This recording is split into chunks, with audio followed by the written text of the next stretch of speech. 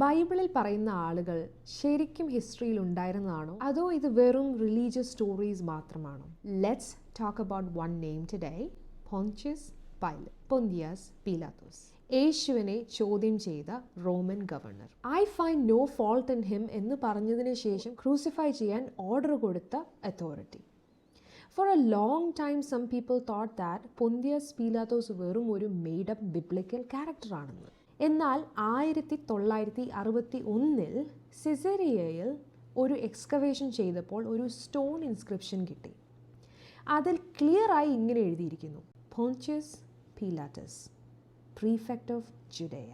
ഇതൊരു പള്ളി ഡിസ്കവർ ചെയ്തൊരു കാര്യമല്ലായിരുന്നു. This was a Roman archaeological evidence. So think about this.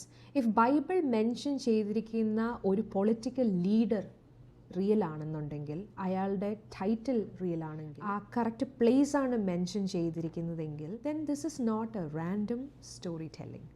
It happened in a real time, under real government, under real authority. നമ്മുടെ വിശ്വാസം ചിലപ്പോൾ ഇമോഷണലായി നമുക്ക് തോന്നും. But Christianity started in history, under real rulers, real politics and real consequence. പൊന്തിയസ് പീലാത്തോസ് ഒരു symbolic character അല്ല, ഒരു ഡോക്യുമെൻറ്റഡ് റോമൻ പ്രീഫെക്റ്റായി. ആർക്കിയോളജിയുടെ എവിഡൻസും കൂടെ ആയപ്പോൾ കഥയ്ക്ക് ശക്തിയായി. That our faith is not blind, but it is rooted in history. Hope you enjoyed today's message. God bless you and take care.